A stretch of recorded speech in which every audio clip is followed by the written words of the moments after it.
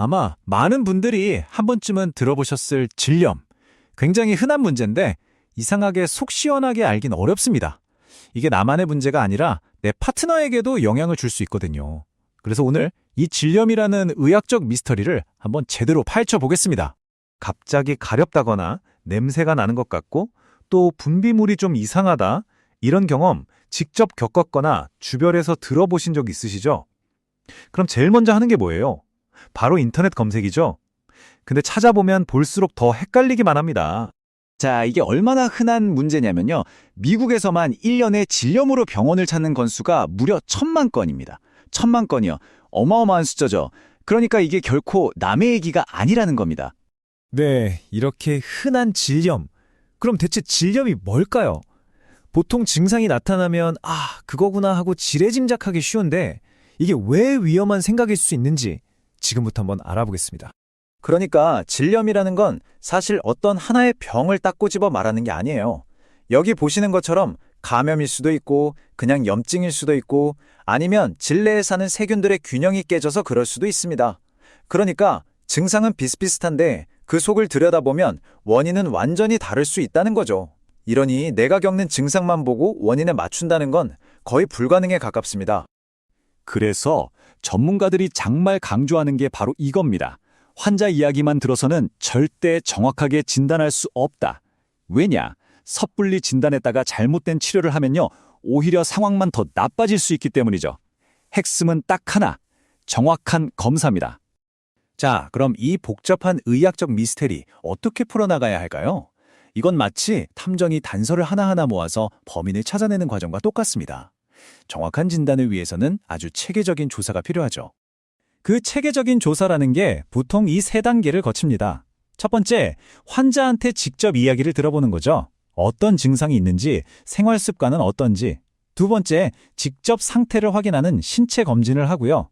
그리고 마지막, 가장 결정적인 단계가 바로 실험실 검사입니다. 이걸로 진짜 원인이 뭔지 과학적으로 딱 찾아내는 거죠. 네, 바로 이 마지막 단계, 실험실 검사라는 게 이런 것들입니다. 현미경으로 균이 어떻게 생겼는지 직접 눈으로 보고요. pH 테스트, 그러니까 산성도 검사로 질 내부 환경이 정상인지 아닌지 체크합니다.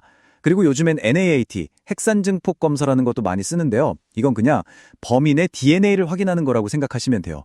원인균의 유전자를 직접 찾아내니까 빼도 박도 못하는 증거를 잡는 셈이죠. 자, 이렇게 과학 수사까지 동원해서 딱 잡아내는 주요 용의자들. 과연 누구일까요? 보통 감염으로 인한 질염은요. 거의 대부분 이 세면석 중 하나가 범인입니다. 여기 차트를 한번 보시죠. 제일 흔한 원인이 뭔가요? 바로 세균성 질염입니다. 무려 45%, 거의 절반이죠. 재밌는 건 많은 분들이 질염하면 곰팡이 감염, 그러니까 칸디다를 먼저 떠올리시는데 실제 데이터는 완전히 다르다는 겁니다. 세균성 질염이 압도적으로 많아요. 이 표를 보시면 세 용의자의 프로필이 한눈에 들어옵니다. 일단 태생부터가 달라요. 하나는 세균, 하나는 곰팡이, 그리고 나머지 하나는 무려 기생충입니다. 분비물이나 증상도 조금씩 특징이 다르긴 한데 사실 일반인이 구분하기는 정말 어렵습니다. 겹치는 게 많거든요. 하지만 결정적인 단서가 있죠. 바로 질내 pH, 산성도 수치입니다. 칸디다증은 정상을 유지하는데 나머지 둘은 확 올라가거든요. 바로 이런 차이점 때문에 아까 말씀드린 검사가 꼭 필요한 겁니다. 자, 이제 여기서부터는 파트너분들도 정말 귀 기울여 들으셔야 합니다.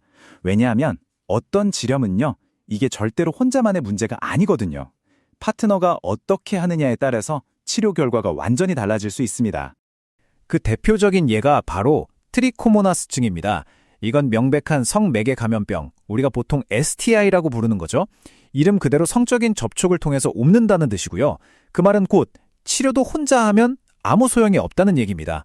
반드시 파트너와 함께 해야 해요. 그런데 여기서 정말 중요한 차이점이 나옵니다. 똑같은 질염이라도 원인에 따라 파트너 치료법이 완전 달라져요. 예를 들어 아까 가장 흔하다고 했던 세균성 질염 있죠? 이건 남성 파트너를 치료해도 여성의 재발률에 별 영향이 없다는 연구가 많아요. 그래서 굳이 같이 치료하라고 안 합니다. 하지만 트리코모나스증은 이건 얘기가 180도 다릅니다. 이건 무조건 예외 없이 모든 성 파트너가 동시에 치료받아야 합니다. 안 그러면 계속 서로 주고받는 핑퐁 감염이 일어날 수 있거든요.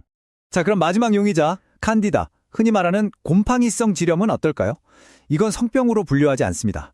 물론 성관계 후에 증상이 생길 수도 있고 드물게 파트너한테도 비슷한 증상이 나타날 수는 있어요. 하지만 기본적으로는 성병이 아니기 때문에 혼자 치료받으면 됩니다. 자, 이제 거의 다 왔습니다. 오늘 정말 많은 이야기를 나눴는데요. 그래서 뭘 기억해야 하는데 하실 분들을 위해 가장 중요한 핵심만 딱딱 짚어드리겠습니다. 오늘 제가 드린 모든 말씀 중에 딱 하나만 기억해야 한다면 바로 이겁니다. 치료를 시작하기 전에 원인부터 정확히 알아내는 게 필수다. 섣불리 짐작하고 아무 약이나 쓰는 거 정말 위험할 수 있습니다. 꼭 기억하세요. 자, 그럼 마지막으로 정리해 볼게요. 첫째, 가렵고 냄새난다고 다 같은 병이 아니다. 절대 혼자 판단하지 말고 병원에 가서 정확한 검사를 받자. 둘째, 파트너 치료는 진단명에 따라 완전히 다르다. 특히 트리코모나스증은 성병이니까 반드시 파트너와 함께 치료해야 한다는 거. 그리고 마지막으로 어쩌면 이게 제일 중요한데요. 파트너와 그리고 의사와 솔직하게 이야기하는 겁니다. 이게 결국 가장 빠르고 확실한 해결책입니다. 네, 오늘 우리는 질염이라는 것에 대해 과학적으로 어떻게 접근해야 하는지 알아봤습니다. 지식은 얻었죠. 근데 정말 중요한 질문이 남습니다. 우리는 과연 이런 성건강 문제에 대해 얼마나 솔직하고 편안하게 이야기하고 있을까요? 파트너와 심지어 의사 앞에서도요. 어떻게 하면 이 중요한 이야기를 좀 더 편하게 나눌 수 있을지 오늘 한 번쯤은 꼭 생각해 보셨으면 좋겠습니다.